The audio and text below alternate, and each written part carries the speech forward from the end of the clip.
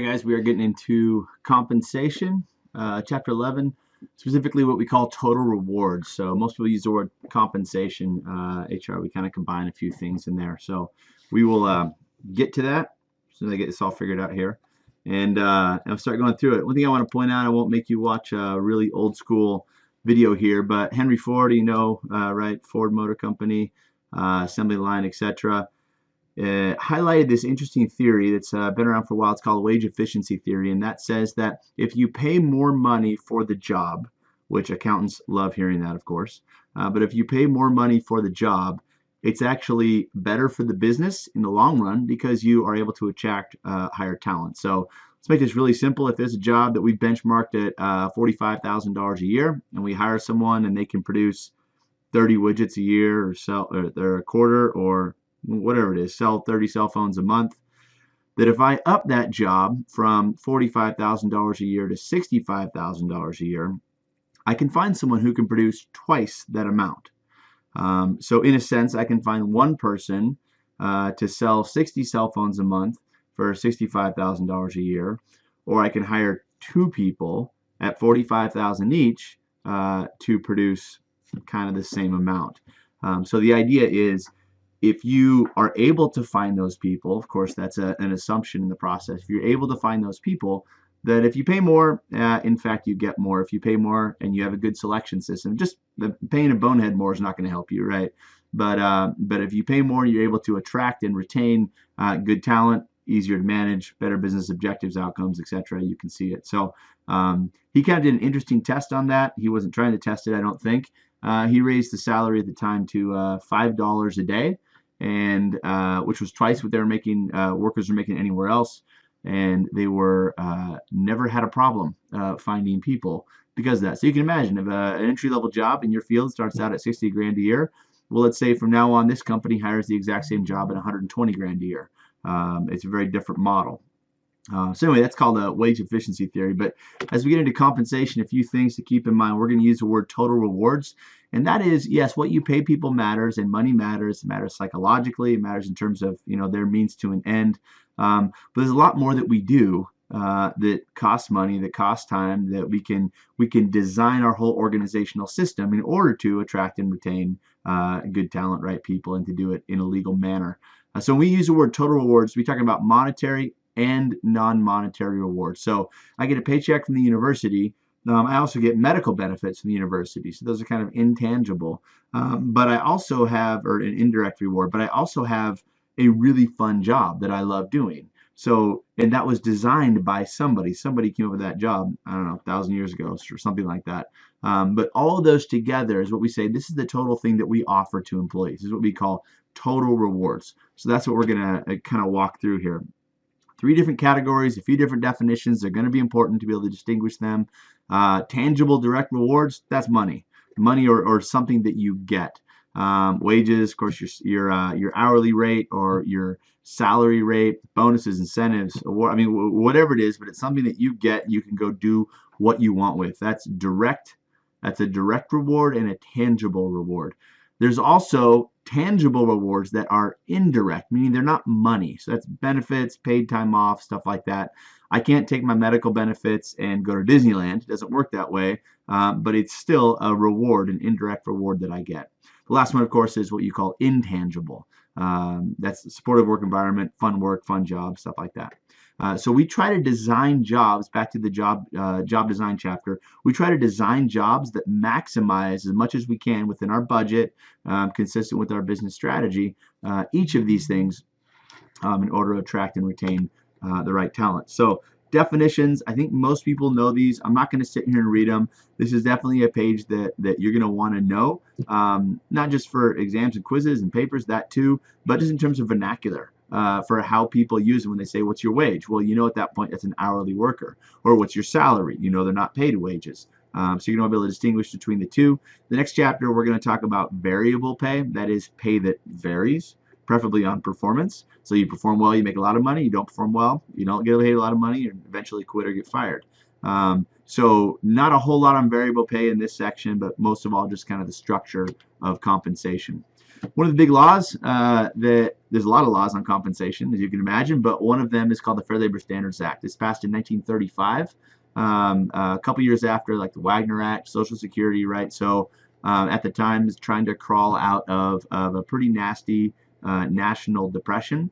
And the Fair Labor Standards Act set things like minimum wage, which was appalling to employers. Like, how dare you tell us what we can and can't pay people? You know, government, it's a government takeover of the business sector, and in some ways it had massive influence. Child labor provisions. So some states it's 14 and under, can't work. Some states you can work, start working when you're 16, and all the way up. And of course, we haven't got to it yet, but hazardous jobs can only be 18 and older. So it kind of sets some of those provisions. You've probably seen those old pictures of, 10-year-old kids. My kids' age are coal miners. Well, why? Because people go, oh, because they were small, they could fit in the little holes and pull up. Yeah, there is that, but it was really about money. I can pay a kid a lot less than I have to pay an adult, and they'll just keep working. So at a time of high unemployment, families are saying, yeah, we need to put food on the table. So forget school, you're going to work. So those child labor provisions put in this, as well as distinguishing between what is exempt and what is non-exempt pay. You've probably ever heard that. If you've had an exempt job, people go, yeah, I've had an exempt job. And I'll say, great, what were you exempt from? They're like, I have no idea. That's talking about exemption to the overtime clause in the Fair Labor Standards Act and a few other things, but that's kind of the main one that stands out. So if you are exempt, it means you don't qualify for overtime even if you work those hours. And if you're non-exempt, you do get overtime, which is usually time and a half, 1.5. Usually. There are some exceptions there too. So it sets the floor. Let's talk about minimum wage real quick. So at a Washington state level, we've got Initiative 1433 that passed in 2016, so quite a while ago, and it was a phased-in approach. You can see here 2017, 2018, 2019, and then after that, Elle and I will be making cost of living adjustments to the minimum wage. Right now, Washington State does have the highest minimum wage in the nation at a federal level. Minimum wage is $7.25, but kind of irrelevant. States do mostly their own thing. You can see a map here of what that looks like. There's some funny ones which we won't go into, like at Montana at $4 an hour and Georgia at $5.15, stuff like that. So that's a state minimum wage. That just means the state minimum wage is below the federal minimum wage. Company has to pay, of course, the higher of the two.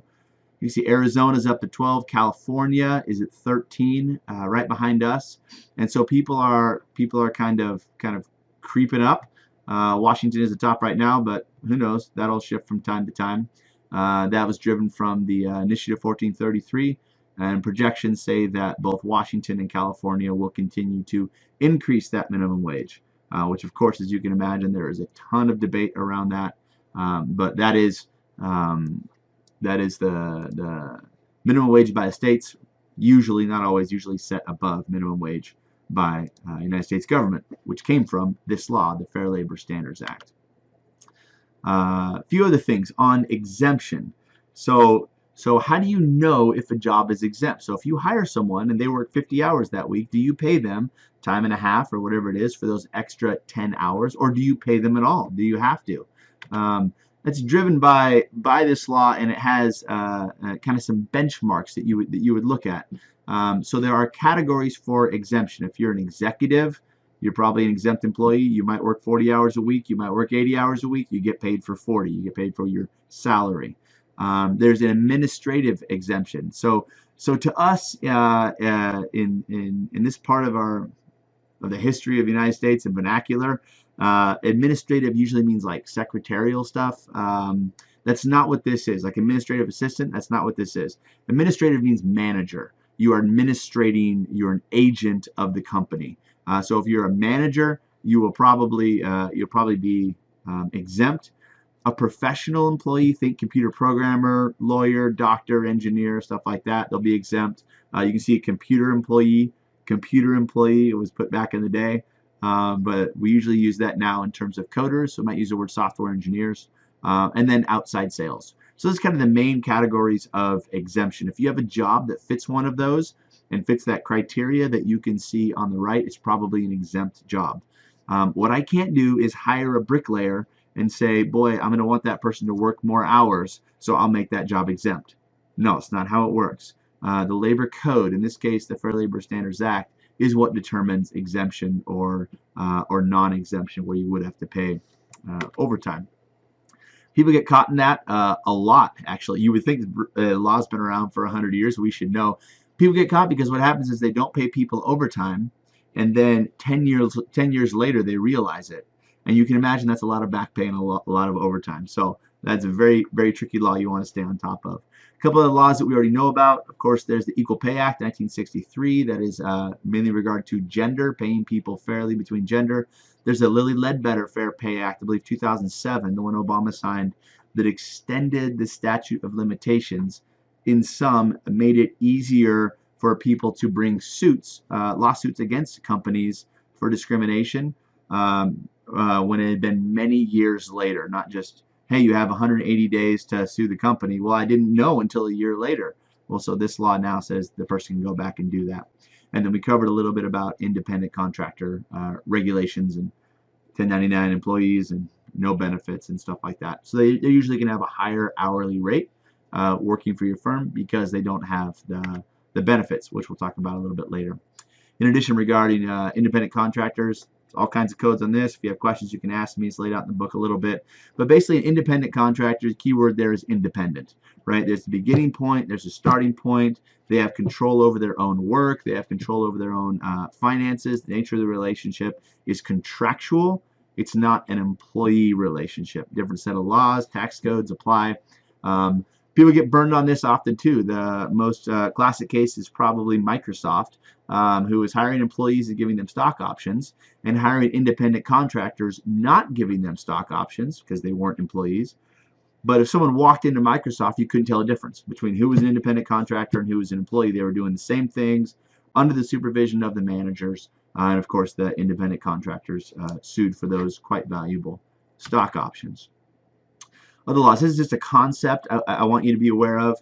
You've heard from time to time maybe this idea that if you can get a construction job with the state or building something for the highway department or something like that, then it'll be a higher paying job per hour. You may wonder why that is. It has to do with this concept called prevailing wage.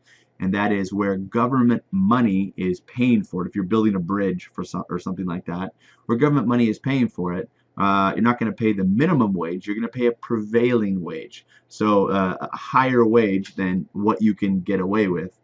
There's all kinds of reasons behind that, mainly out of economics, called the multiplier effect. And that is the government would like to stimulate the economy, paying more people. And every time there's a transaction, there's taxes.